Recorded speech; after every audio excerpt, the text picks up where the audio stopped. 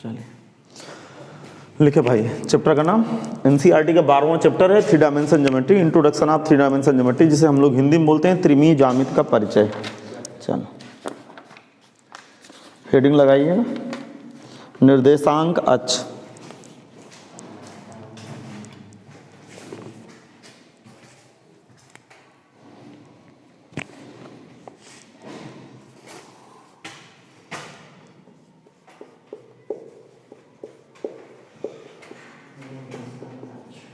निर्देशांक अक्ष, coordinate axis.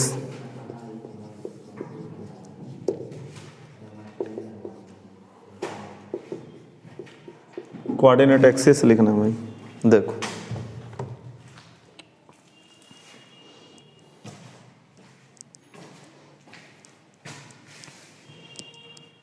आप देखिए, चित्र बनाएंगे कोऑर्डिनेट एक्सिस में। एक्स एक्स डैश,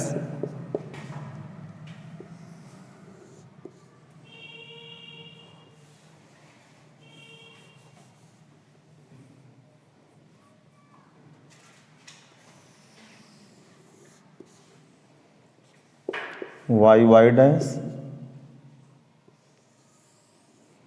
और जेड जेड डैश,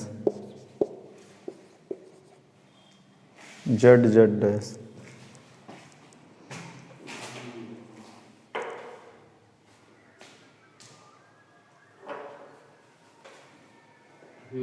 लिख गया? बोलो, सुनिएगा। 3 परस्पर लंबवत रेखाएं, 3 परस्पर लंबवत रेखाएं, X O X dash, Y O Y dash तथा जेड ओ जेड डैश एक दूसरे को मूल बिंदु ओ पर काटती हैं। तो तीनों 2 कंडीशन एक साथ लागू हो जाए। 3 लंबवत रेखाएं हैं और तीनों लंबवत रेखाएं एक दूसरे को कहां पे काट दें? मूल बिंदु पर काट दें। तो वो रेखाएं एक्स अक्ष, वाई अक्ष और जेड अक्ष कहलाती। नहीं है समझ में? यदि 3 लंबवत रेखाएं एक दूसरे को मूल बिंदु पर काट दें तो वो तीनों लंबवत रेखाएं क्रमशः एक्स अक्ष, ये वाली एक्स अक्ष, ये वाली वाई अक्ष, ये वाली जेड अक्ष कहलाती। नहीं समझ में? लिखेंगे यदि 3 लंबवत रेखाएं, यदि 3 लंबवत रेखाएं X O X dash, x O X dash तथा वाई ओ वाई डैश तथा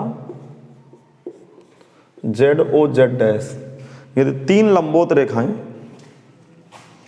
यदि 3 लंबवत रेखाएं, यदि 3 लंबवत रेखाएं, यदि 3 लंबवत रेखाएं एक्स ओ एक्स डैश तथा वाई ओ वाई डैश तथा जेड ओ जेड डैश एक दूसरे को मूल बिंदु पर काटती हैं, एक दूसरे को मूल बिंदु पर काटती हैं,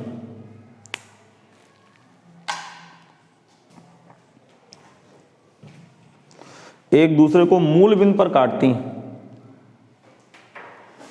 मूल बिंदु पर काटती हैं, तो हम इन्हें क्रमशः, तो हम इन्हें क्रमशः, तो हम इन्हें क्रमशः, तो हम इन्हें क्रमशः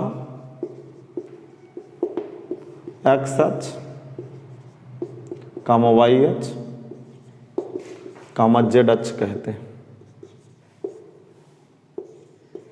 एक्स अक्ष, वाई अक्ष, जेड अक्ष कहते हैं। तो हम इन्हें क्रमशः एक्स अक्ष, कामा वाई अक्ष, कामा जेड अक्ष कहते हैं। तो हम इन्हें क्रमशः एक्स अक्ष, वाई अक्ष, जेड अक्ष कहते हैं। समझ में आ गया? अच्छा, तो बहुत ध्यान सुनना। देखो, चूंकि तीनों लंबवत रेखाएं, चूंकि तीनों रेखाएं लंबवत हैं, इसलिए हम इन्हें समकोणीय निर्देशांक अक्ष भी कहते हैं, अर्थात रेक्टेंगुलर कोऑर्डिनेट एक्सिस भी बोलते हैं। अर्थात तीनों अक्षों का दूसरा नाम क्या आ जाता है? समकोणीय निर्देशांक अक्ष लिखेंगे। चूंकि तीनों रेखाएं परस्पर लंबवत होती हैं, चूंकि तीनों रेखाएं परस्पर लंबवत होती हैं, इसलिए हम इन्हें, चूंकि तीनों रेखाएं परस्पर लंबवत होती हैं, इसलिए हम इन्हें, इसलिए हम इन्हें, हम इन्हें समकोणीय निर्देशांक अक्ष भी कहते हैं। इसलिए हम इन्हें समकोणीय निर्देशांक अक्ष भी कहते हैं। इसलिए हम इन्हें समकोणीय, इसलिए हम इन्हें समकोणीय निर्देशांक अक्ष भी कहते हैं। इसलिए हम इन्हें समकोणीय निर्देशांक अक्ष भी कहते हैं। ठीक है भाई, समकोणीय निर्देशांक अक्ष भी कहते हैं। तथा तीनों रेखाएं एक दूसरे को जिस बिंदु पर प्रतिच्छेदित करती हैं, तथा तीनों रेखाएं जिस बिंदु पर एक दूसरे को प्रतिच्छेदित करती हैं, तथा तीनों रेखाएं एक दूसरे को जिस बिंदु पर प्रतिच्छेदित करती हैं, उस बिंदु को मूल बिंदु कहते हैं। उस बिंदु को मूल बिंदु कहते हैं। उस बिंदु को मूल बिंदु कहते हैं। उस बिंदु को मूल बिंदु कहते हैं, जिसे बिंदु O से व्यक्त करते हैं। जिसे बिंदु O से व्यक्त करते हैं। जिसे बिंदु O से व्यक्त करते हैं। तथा मूल बिंदु के निर्देशांक हमेशा तथा मूल बिंदु के निर्देशांक हमेशा तथा मूल बिंदु के निर्देशांक हमेशा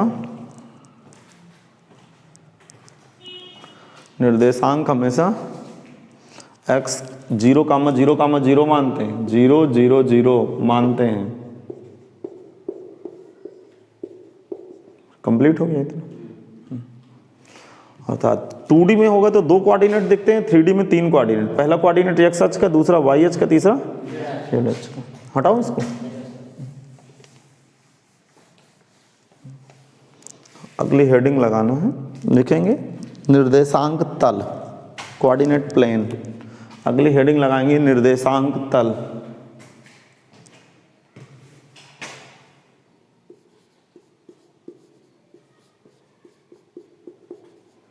निर्देशांक तल, कोऑर्डिनेट प्लेन।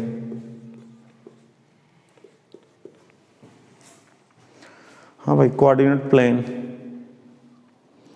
निर्देशांक तल। बोल। बिल्कुल आसान है, बस ध्यान से बस सुनना आप लोग, बातों को बहुत अच्छी तरह सुनना। ये x अक्ष है, ये y अक्ष। अब इसको मैं y अक्ष मानूंगा 3D में, इसको z अक्ष मानूंगा। ठीक है भाई, ये मूल बिंदु हो गया। अब बहुत ध्यान सुनेगा। इसके समांतर एक रेखा खींचा, बिल्कुल समांतर है ये, बिल्कुल इसके समांतर खींचा। ये ऐसा समांतर चतुर्भुज की तरह बन गया। OABC एक समांतर। ये इसमें देखो, किसी तल के ऊपर 2 अक्ष काम करते हैं। इसमें कौन कौन काम करेगा? x अक्ष और x अक्ष और y अक्ष काम करेगा। तो हम इसको क्या पढ़ेंगे, इस तल को क्या पढ़ेंगे? x y तल।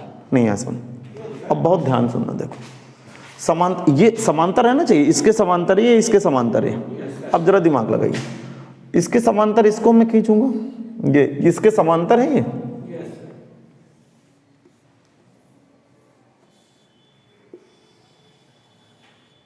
ठीक, ये ऐसे खींच दिया। ये कौन सा तल हो गया?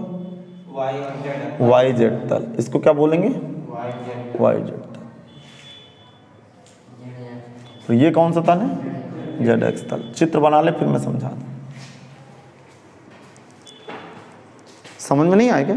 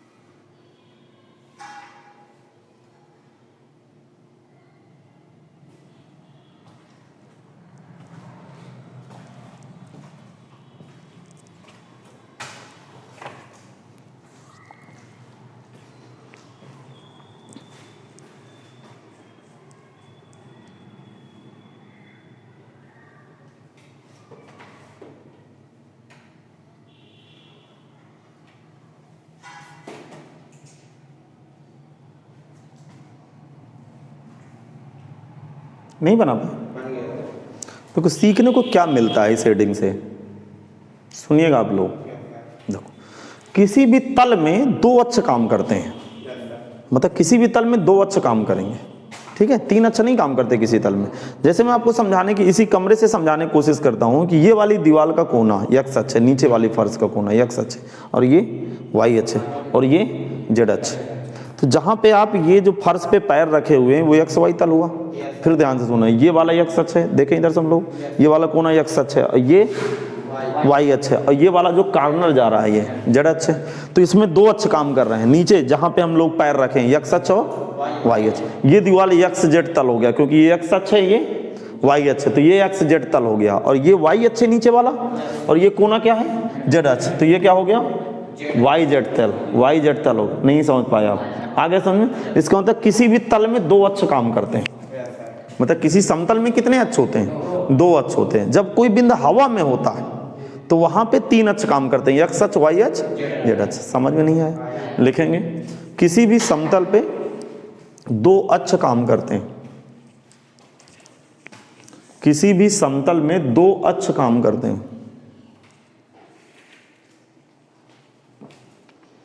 किसी भी समतल में दो अक्ष काम करते हैं,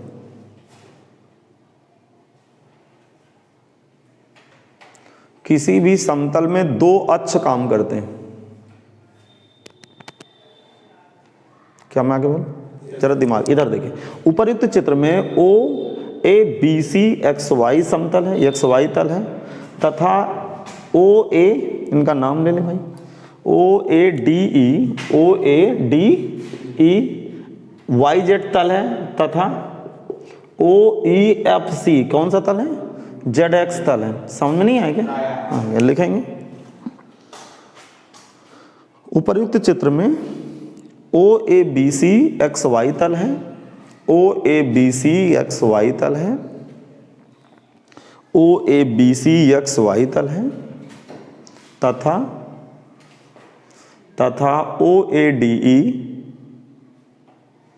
तथा O A D E Y Z तल है, O A D E, O A D E, O A D E Y Z तल है, तथा ओ ई एफ सी, तथा O E F C Z x तल है, जेड एक्स तल है।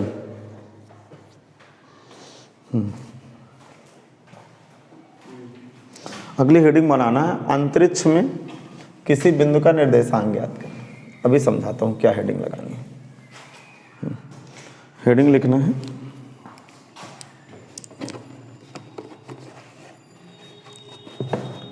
अंतरिक्ष में एक बिंदु का निर्देशांक। अगली हेडिंग लगाना है बेटा, अंतरिक्ष में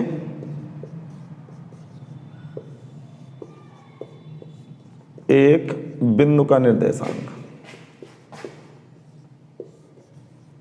एक बिंदु का निर्देशांक। अंतरिक्ष में एक बिंदु का निर्देशांक। सुन, इसका मतलब क्या है, अभी थोड़ा सा चित्र बना लीजिएगा आप लोग मेरे साथ, फिर मैं आपको तुरंत इसको समझाने की कोशिश करूंगा। ये एक्स अक्ष है, ये वाई अक्ष है, और ये जेड अक्ष। ठीक,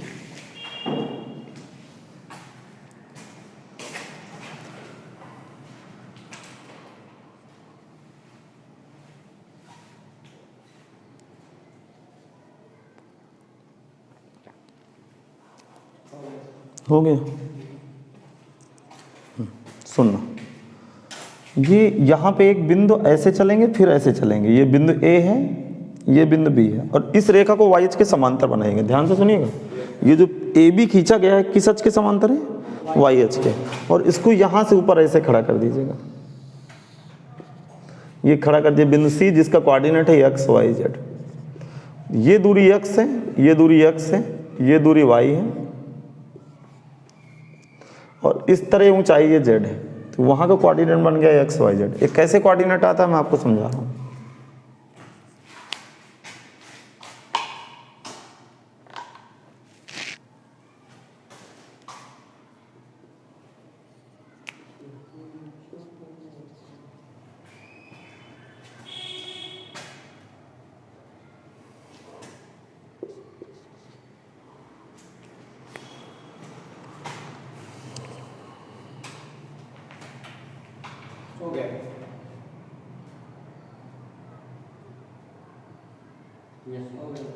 बहुत ध्यान सुनना। देखो पहली बात तो ये समझ लीजिए कि बिंदु सी हवा में है।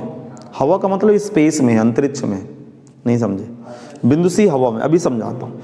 तो पहले बिंदु सी का कोऑर्डिनेट लिखने के लिए पहले एक्स अक्ष में एक्स दूरी चले, फिर वाई अक्ष में वाई दूरी चले, फिर जेड अक्ष में जेड दूरी चले। तो बिंदु सी का कोऑर्डिनेट क्या बैठ गया? एक्स कामा वाई कामा। इस तरह समझने की कोशिश करें, तब आपको अंतरिक्ष में किसी बिंदु का कोऑर्डिनेट आएगा। चलिए देखिए मेरी तरफ, ध्यान से देखो।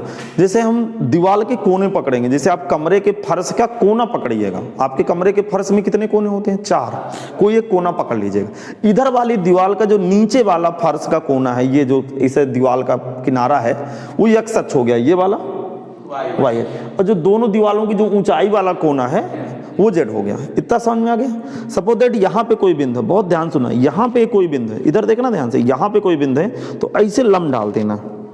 नहीं समझे? तो जैसे लंब डाले, यहाँ पे जरा दिमाग लगाएगा, ये लंब डाला गया तो फर्श पे लंब पड़ा।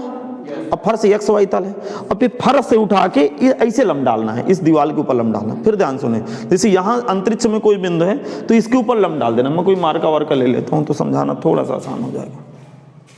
बिल्कुल समझ में आ गया? एक बार में समझ में आ जाता है स्टूडेंट। ऐसे इस पॉइंट का कोऑर्डिनेट चाहिए, इस पॉइंट का कोऑर्डिनेट चाहिए, तो सीधा सीधा लंब डाल दिए, तो कहीं ना कहीं फर्श में तो लंब पड़ेगा, और उस बिंदु से इस दीवार पे लंब डाल देना, सामने वाली दीवार पे। तो जरा दिमाग लगाइए, सामने वाली दीवार पे लंब पड़ा, मूल बिंदु कोना है, तो पहले ऐसे गए एक्स दूरी, पहले ऐसे गए एक्स दूरी। नहीं समझे? फिर ये दूरी वाई, ये वाई अक्ष है, फिर ये ऊंचाई जेड अक्ष।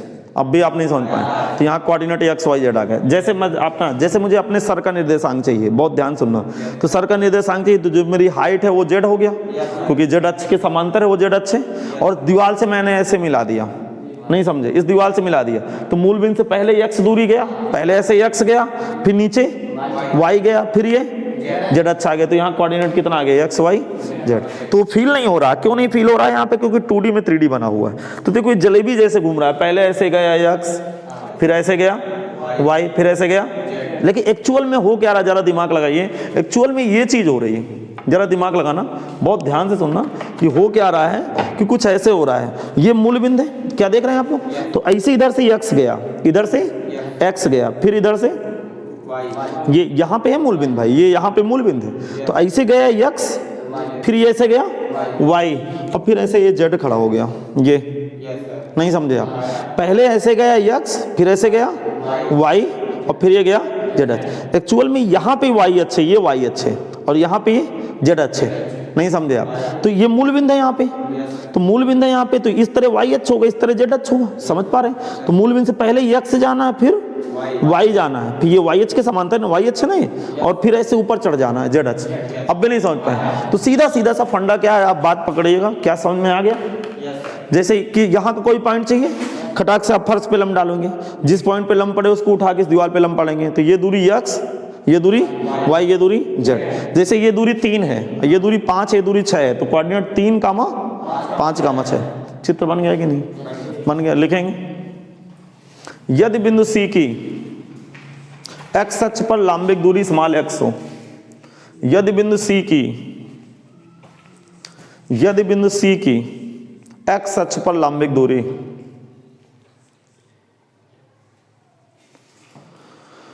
यदि बिंदु सी की एक्स अक्ष पर लंबिक दूरी स्मॉल एक्स हो, वाई अक्ष पर लंबिक दूरी स्मॉल वाई हो, वाई अक्ष पर लंबिक दूरी स्मॉल वाई हो, वाई अक्ष पर लंबिक दूरी स्मॉल वाई हो, तथा जेड अक्ष पर लंबिक दूरी जेड अक्ष पर लंबिक दूरी जेड अक्ष पर लंबिक दूरी स्मॉल जेड हो, तथा जेड अक्ष पर लंबिक दूरी स्मॉल जेड हो, तो बिंदु सी का निर्देशांक, तो बिंदु सी का निर्देशांक, तो बिंदु सी का निर्देशांक x, y, z होगा। छोटे ब्रैकेट में लिखेंगे, तो बिंदु सी का निर्देशांक x, y, z होगा। और बहुत ध्यान सुनने, देखो रिमार्क्स में कुछ बातें लिखेंगे। एक बात तो ये ध्यान रखिए, यदि कोई बिंदु स्पेस में है, अंतरिक्ष में है, तभी तीनों अक्ष काम करेंगे, तभी 3D काम करेगा। नहीं आया समझ? ठीक है, तो रीमार्क्स में क्या लिखना है जरा बहुत ध्यान सुनना। जैसे किसी ने कहा, जरा दिमाग लगाइए, कि ये मूल बिंदु से 3 दूरी पे आगे गए, तो कोई कहा यहाँ का कोऑर्डिनेट बताओ 3D में, तो आप कोऑर्डिनेट क्या बताओगे? 3, एक्स अक्ष की दूरी 3, और जबकि एक्स अक्ष के ऊपर है कोई कोऑर्डिनेट, तो ना वाई अक्ष काम करेगा ना जेड अक्ष काम करेगा। नहीं समझ में आया? यदि कोई बिंदु एक्स अक्ष पर स्थित है तो उसके निर्देशांक की फोटो एक्स, 0, होंगे। नहीं आया समझ में? इसका मतलब यदि कोई बिंदु एक्स अक्ष पर स्थित है तो केवल एक्स अक्ष का कोऑर्डिनेट दिखेगा, वाई अक्ष जेड अक्ष का कोऑर्डिनेट नहीं दिखेगा, 0 हो जाएगा। अभी भी नहीं समझ पाया? आगे लिखेंगे नंबर 1 में, यदि कोई बिंदु एक्स अक्ष पर स्थित है तो उसके निर्देशांक x, 0, होंगे। यदि कोई बिंदु x अक्ष पर स्थित है, यदि कोई बिंदु x अक्ष पर स्थित है तो उसके निर्देशांक x, 0, होंगे। यदि कोई बिंदु x अक्ष पर स्थित है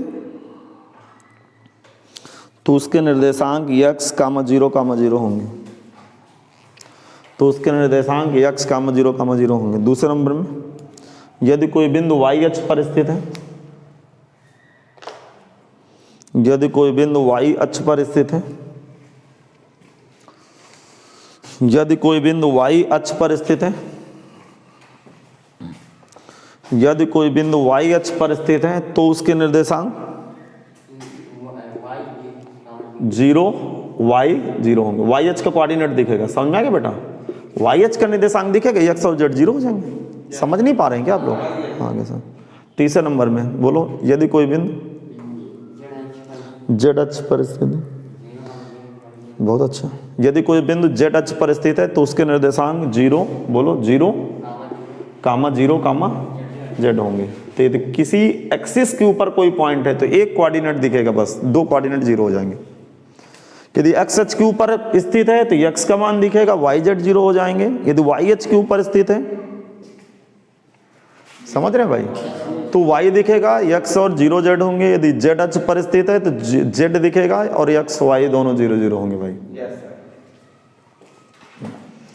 अब एक बात और सुन लीजिए, बहुत इधर ध्यान से देखना, चौथे नंबर की कहानी सुनना। यदि कोई बिंदु एक्स वाई तल के ऊपर है, यदि कोई बिंदु इस तल के ऊपर है, एक्स वाई तल के ऊपर है, नहीं समझ में आया, तो इसमें 2 कोऑर्डिनेट दिखेंगे, एक्स दिखेगा, वाई दिखेगा, जेड 0 होगा।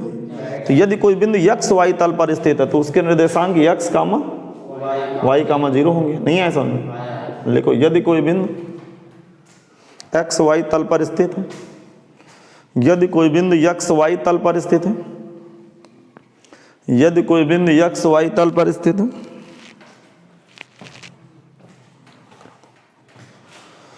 यदि कोई बिंदु एक्स वाई तल पर स्थित है तो उसके निर्देशांक x, y, 0 होंगे। तो उसके निर्देशांक x, y, 0 होंगे।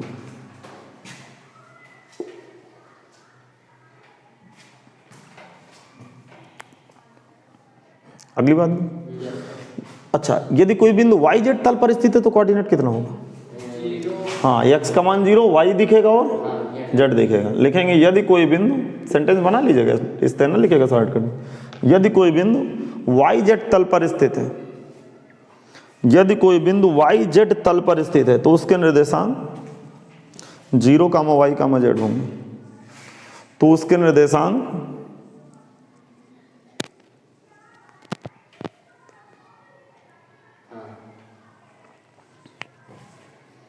तो उसके निर्देशांक 0, y, z होंगे। अगले नंबर पे, 6वें नंबर पे, यदि कोई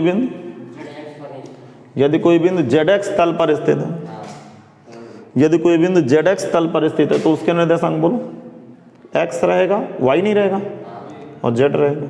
आगे सुन, तो ये पकड़ना है भाई। और अगले नंबर में क्या लिखना है? यदि कोई बिंदु अंतरिक्ष में है, यदि कोई बिंदु अंतरिक्ष में, तो x अक्ष, y अक्ष, z अक्ष तीनों काम करेंगे। लिखेंगे, यदि कोई बिंदु अंतरिक्ष में तो उसके निर्देशांक, तो उसका निर्देशांक x, y, z होगा। इस तरह इसकी फोटो आएगी भाई। यदि कोई बिंदु अंतरिक्ष में स्थित है, यदि कोई बिंदु अंतरिक्ष में स्थित है तो उसका निर्देशांक x कामा y कामा z होगा। यदि कोई बिंदु अंतरिक्ष में स्थित है,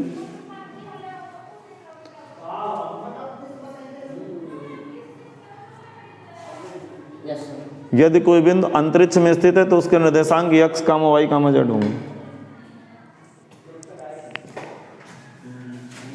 तो उसके निर्देशांक x कामा y कामा z होंगे।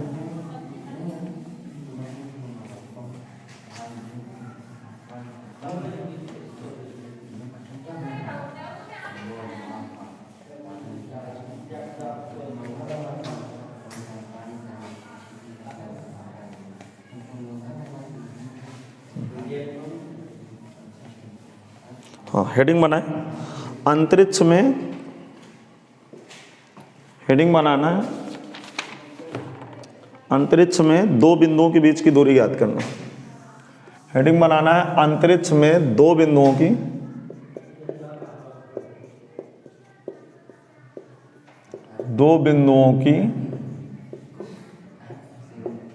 बीच की दूरी ज्ञात करना। अंतरिक्ष में दो बिंदुओं की बीच की दूरी ज्ञात करना।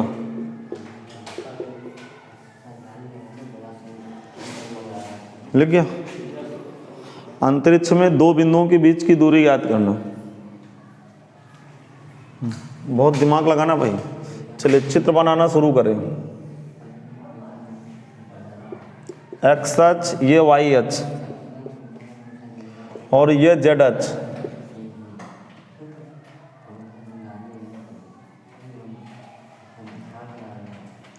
ये भाई एक्स वाई तल है,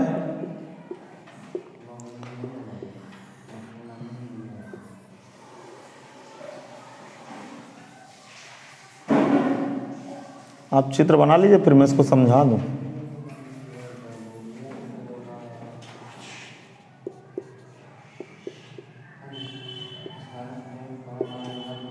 अब थोड़ा सा दिमाग लगाएं। देखो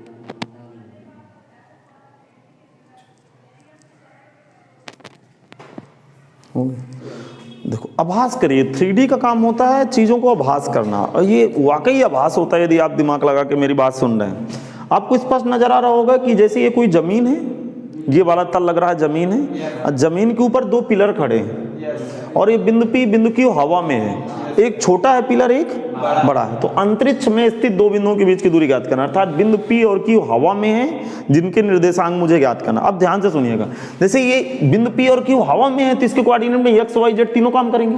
तो सपोज दैट मैं यहाँ कोऑर्डिनेट x1 y1 z1 मान लूँ और यहाँ कोऑर्डिनेट x2 y2 z2 मान लूँ, तो सबको समझ में आ गया कि जो बिंदु m का कोऑर्डिनेट होगा वो 2D में है, इसमें z अक्ष काम करेगा नहीं। अर्थात बिंदु m के कोऑर्डिनेट पे क्या बैठेगी, x1 कामा y1, ऊंचाई नहीं बैठेगी। तो यहाँ कोऑर्डिनेट क्या हो गया, x1 कामा y1। यहाँ कोऑर्डिनेट बहुत अच्छा, x2 कामा। कोई पूछे ये ऊंचाई कितनी है तो आप क्या बताओगे, z1। और ये ऊंचाई ये यहाँ से यहाँ तक z2 है, और ये बिंदु r है। क्या समझ नहीं आया? ये कोण 90 अंश है। यहाँ पे चित्र बना, फिर समझाऊंगे। ये कोऑर्डिनेट समझ में आए m और n के कि नहीं? क्योंकि 2D में है, 2D में तो z काम नहीं करेगा, x अक्ष y अक्ष में x y काम करता। अभी तो यही तो लिखा है।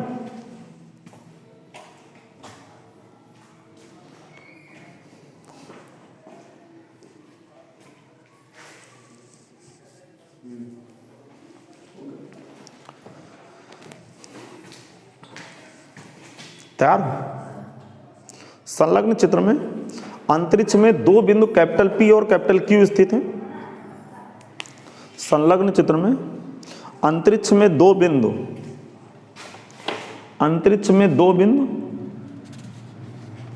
अंतरिक्ष में दो बिंदु कैपिटल P तथा कैपिटल Q स्थित हैं। अंतरिक्ष में दो बिंदु कैपिटल P तथा कैपिटल Q स्थित हैं। कैपिटल P तथा कैपिटल Q स्थित हैं, जिनके निर्देशांक हमें ज्ञात करना है। जिनके निर्देशांक हमें ज्ञात करना है।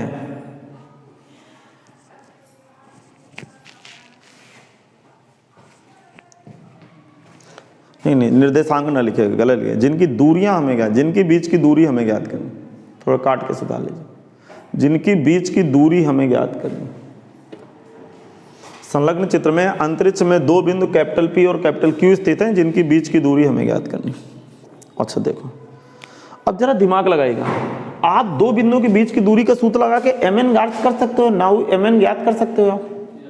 बोल क्यों नहीं रहे? mn क्या होगा? दो बिंदुओं के बीच की दूरी का सूत्र लगाएंगे, x1 माइनस x2 का होल ऑफ स्क्वायर प्लस बोलो y1 माइनस y2 का होल ऑफ। इतना तो समझ गए। जितना mn होगा उतना pr होगा। mn और pr आपस में क्या है? बराबर है। तो mn और pr आपस में बराबर हो गए भाई। तो mn और pr आपस में क्या हो गए? बराबर हो गए। तो लिख लीजिए ये वैल्यू।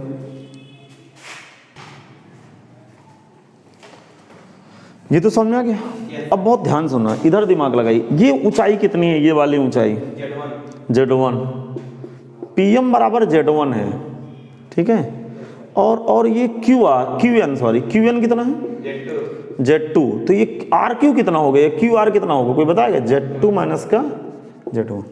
अरे ये इतनी दूरी, ये दूरी, ये पूरी Z2 है, यहां तक Z1 है। तो Z2 में Z1 घट गया। अरे जमीन में दो पिलर लगे हुए हैं, एक पिलर छोटा है, एक पिलर तो कितना बड़ा है? Z2 minus Z1। अब भी नहीं समझ में? देखो मैं इसकी फील दिला रहा हूं आपको।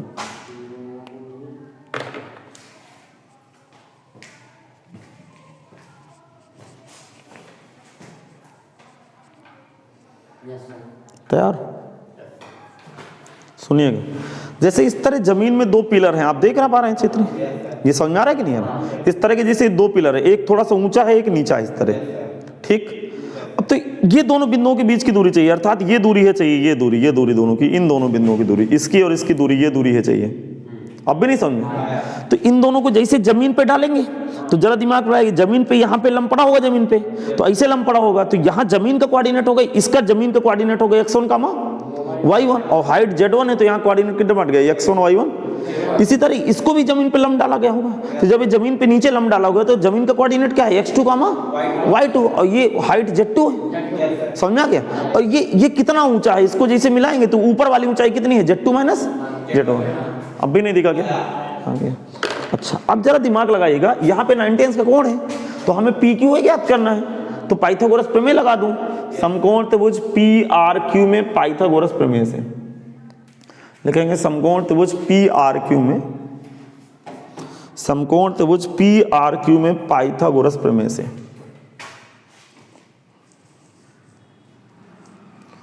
समकोण त्रिभुज PRQ में पाइथागोरस प्रमेय से। बोलो, देखो पाइथागोरस प्रमेय लगाऊंगा तो PQ का वर्ग बराबर, ध्यान सुनना भाई, PR का वर्ग प्लस QR का वर्ग। सुनना, तो PQ तो भाई हम ज्ञात ही कर रहे हैं, PR का वर्ग ये है बेटा PR, अरे PR ये है ना, तो इसका वर्ग मतलब रूट हटा देगा, अर्थात x1 माइनस x2 का whole of square plus y1 minus y2 का होल ऑफ स्क्वायर। फिर QR कितना होगा बेटा? Z1, QR ये है Z2 माइनस Z1 का होल ऑफ स्क्वायर। तो अब जरा बहुत ध्यान सुनना है, PQ की जो वैल्यू आएगी under root x1 minus x2 का whole of square, y1 minus y2 का whole of square, y1 minus y2 का होल ऑफ स्क्वायर। इधर देखिए, इधर ये देखो, इसको इधर देखिए, इधर तरफ ये Z2 माइनस Z1 को Z1 माइनस Z2 लिख दूं तो कोई दिक्कत है क्या? अरे चाहे a प्लस बी का होल ऑफ स्क्वायर खोलो या b माइनस a का, एक ही तो खुलेगा। तो ये दो बिंदुओं के बीच की दूरी का सूत्र आ गया। अच्छा 2D में दो बिंदुओं के बीच की दूरी का सूत्र क्या पड़े? यहाँ तक होता था। अरे x1 माइनस x2 का whole of square plus y1 minus y2 का होल ऑफ स्क्वायर रूट के अंदर, और 3D में एक कोऑर्डिनेट और आ गया Z1 माइनस Z2। नहीं है समझ? बस इतना फर्क है, क्या इसमें क्या दिक्कत है?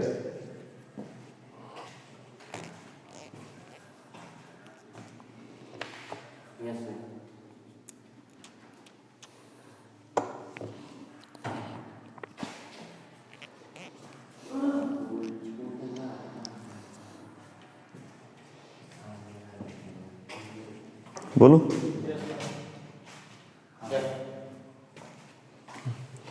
हेडिंग बनाएंगे विभाजन सूत्र। विभाजन सूत्र।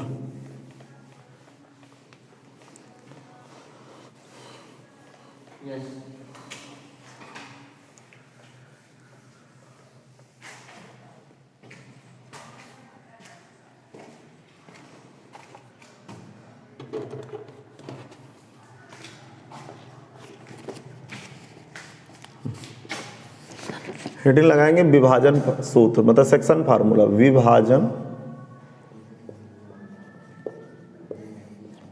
विभाजन सूत्र, ठीक है, सेक्शन फार्मूला।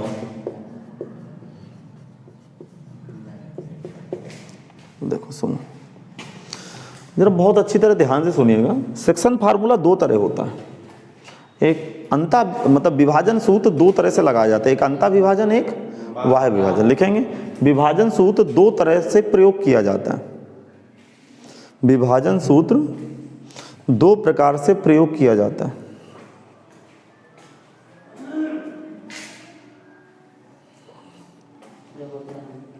ठीक है भाई, तो क्या लिखें? विभाजन सूत्र दो प्रकार से प्रयोग किया जाता है। बोलो। पहले लिखेंगे अंतः विभाजन। अंतः विभाजन मतलब हाँ, एक्सटर्नल डिवीजन पढ़ते हैं, इंटरनल डिवीजन। ठीक है भाई, लिखेंगे internal division, INTERNAL, internal division.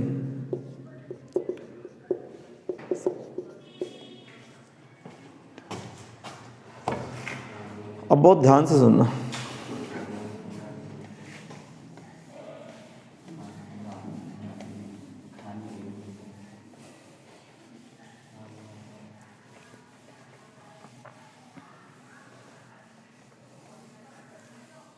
बोलो। देखो अब अंतः विभाजन का क्या मतलब है, जरा ध्यान से सुनिएगा।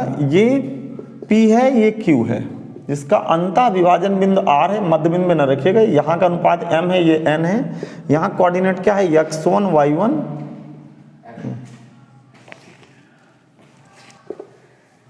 इसका कोऑर्डिनेट है x1 कामा y1 कामा z1। यहाँ कोऑर्डिनेट है x2 कामा y2 कामा z2। ये कोऑर्डिनेट है x y z। जरा सुनिएगा कि रेखाखंड, इधर देख ले पहले, रेखाखंड PQ का अंतः विभाजन बिंदु R है, जिसका हमें निर्देशांक ज्ञात करना है, तथा बिंदु R रेखाखंड PQ को M तथा N के अनुपात में विभाजित करता है। लिखेंगे, चित्र बना लेते हैं।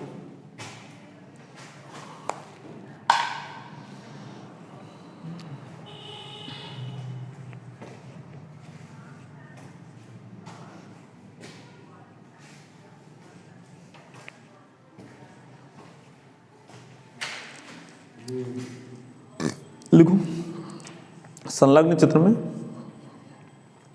रेखाखंड PQ, संलग्न चित्र में रेखाखंड PQ का अंतः विभाजन बिंदु, रेखाखंड PQ का अंतः विभाजन बिंदु, अंतः विभाजन बिंदु कैपिटल R है। अंतः विभाजन बिंदु कैपिटल R है, जिसका निर्देशांक हमें ज्ञात करना है।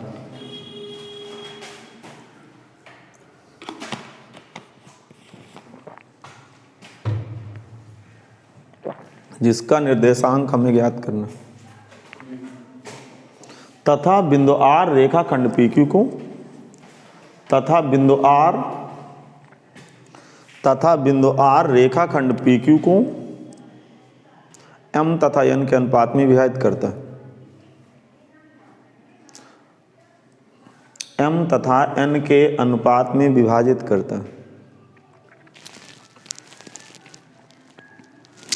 M तथा N के अनुपात में विभाजित करता है। लिख गया भाई? M तथा N के अनुपात में विभाजित करता है। बोलूं क्या? अब बहुत ध्यान से सुनना। देखो, अंतः विभाजन बिंदु R का निर्देशांक क्या होगा मैं आपको बता दूं। देखो प्रश्न को करते समय ये कोऑर्डिनेट पता होगा, यहाँ का निर्देशांक पता होगा, यहाँ का निर्देशांक पता होगा, ये दोनों अनुपात पता होंगे, ये निर्देशांक निकालना होगा। इतना आप 2D में भी पढ़ के आए होंगे कक्षा 10 में। ठीक है, तो अंतः विभाजन बिंदु R का कोऑर्डिनेट होता है x y z का कोऑर्डिनेट होता है। फार्मूला याद है आपको, m1 x2 plus m2 x1 divide by m1 plus m2। हाँ, m1 का रोल m है और m2 का रोल n है। तो अभी डेटा बाद में डाल देंगे डेटा दोनों का। अच्छा, y का कोऑर्डिनेट क्या होगा, m1 y2 plus m2 y1 divide by m1 plus m2। आगे m1 z2 plus m2 z1 बटे m1 प्लस m2। चलिए लिख लीजिए।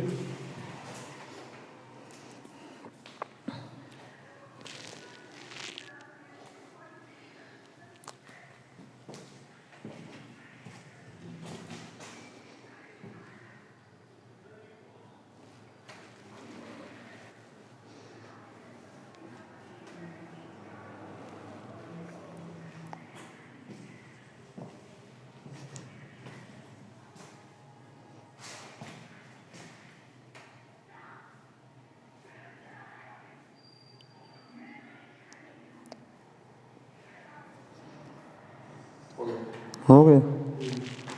सुनिएगा, इसका मान रखना है भाई अब आपको। बिंदु R मान क्या है, x y z। बताओ क्या होगा, m x2 समझ में आ रहा है, n x1। अरे m1 की जगह m है, m2 की जगह n है, समझ नहीं आया क्या, m प्लस n। बस मान डाल दीजिए फुर्सत।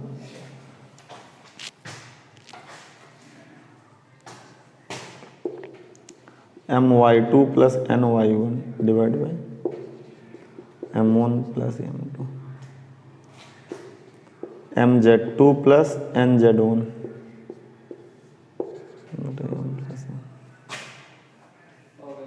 हो गया। हाँ, हेडिंग बदलना है भाई। हेडिंग दूसरे नंबर की हेडिंग लागेंगे, वाह विभाजन। वाह विभाजन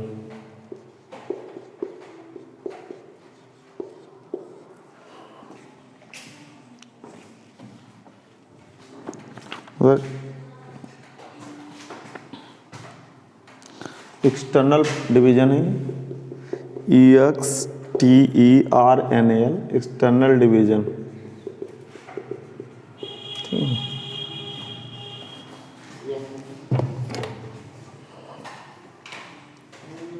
बोलो, देखो अब बहुत ध्यान सुनना।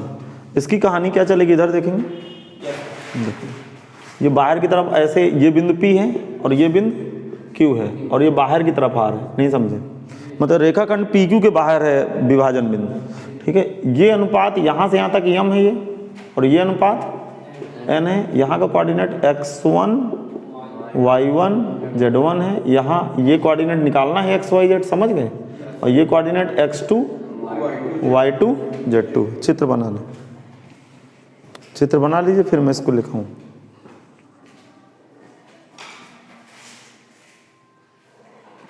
समझ में नहीं आएगा?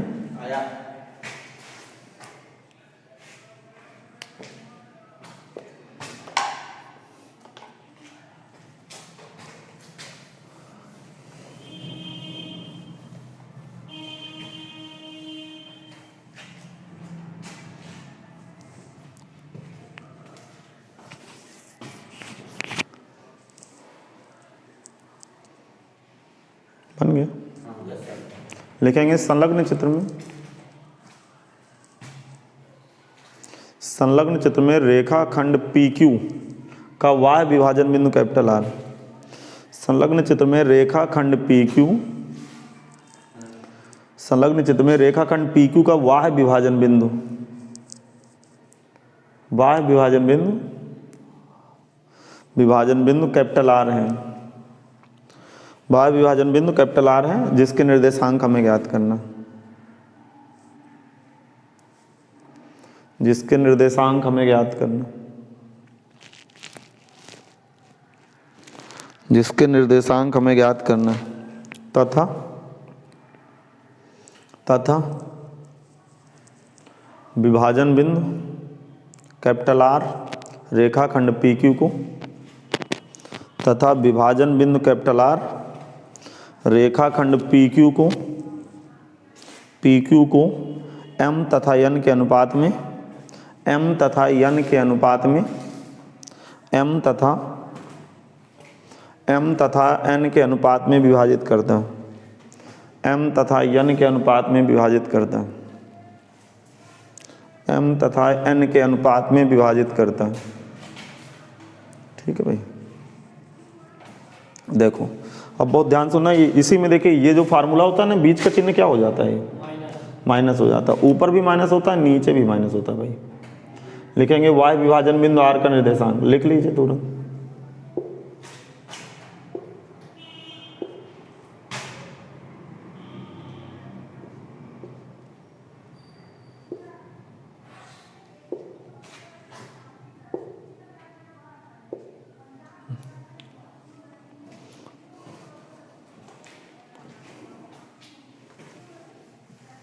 तीसरे नंबर की हेडिंग पहले आराम से कंप्लीट कर दें।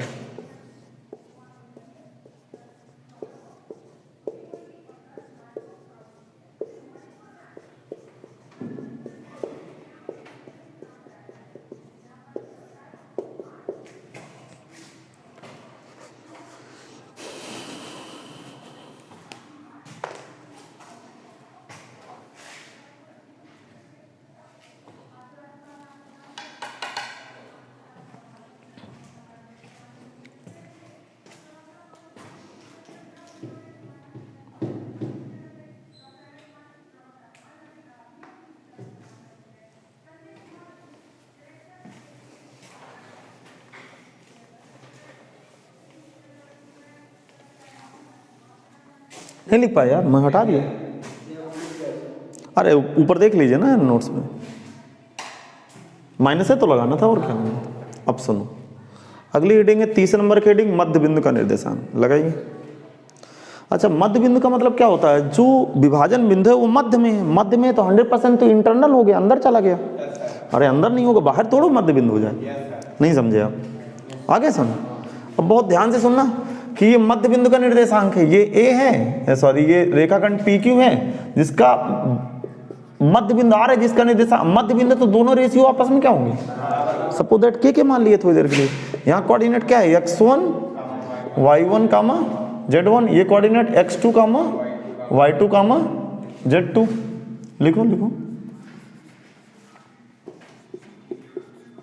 ये कोऑर्डिनेट x y z जिसको हमें ज्ञात करना है।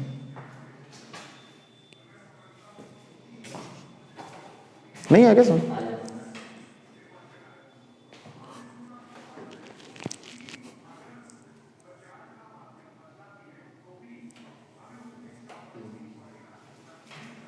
संलग्न चित्र में रेखाखंड PQ का मध्य बिंदु R है। संलग्न चित्र में रेखाखंड PQ का मध्य बिंदु R है। रेखाखंड PQ का मध्य बिंदु R है। रेखाखंड PQ का मध्य बिंदु R है, जिसका निर्देशांक हमें ज्ञात करना, जिसका निर्देशांक हमें ज्ञात करना,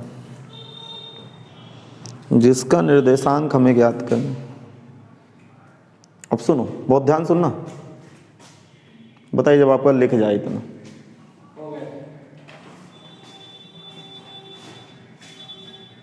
देखो अच्छी तरह सुनना मैं क्या बोल रहा हूँ। देखो, जब बिंदु R का मैं कोऑर्डिनेट भरूंगा x y z, फार्मूला क्या पढ़े आप? m1 x2 पढ़े हो कि नहीं पढ़े? तो m1 का मतलब k x2 plus k x1 divide by k plus k। आप समझ नहीं पाए लग रहा, नहीं समझ में? ये m है, ये n है। ठीक, अगला कोऑर्डिनेट क्या होगा? k y2 plus k y1 divide by k plus k। आ गया समझ? नहीं आया समझ? आगे बोलो। k z2 प्लस का k z1 divide by k plus k। अब बहुत ध्यान से सुनना, देखो k कितना हो गया? इधर इधर देखो, बाद में करना। k 2k और k से k कट गया, तो अर्थात मध्य बिंदु का कोऑर्डिनेट इसीलिए पढ़ा जाता है x1 plus x2 divide by 2, फिर y1 plus y2 divide by 2, फिर z1 प्लस z2 डिवाइड। ये मध्य बिंदु का निर्देशांक आ गया। नहीं समझ पाए?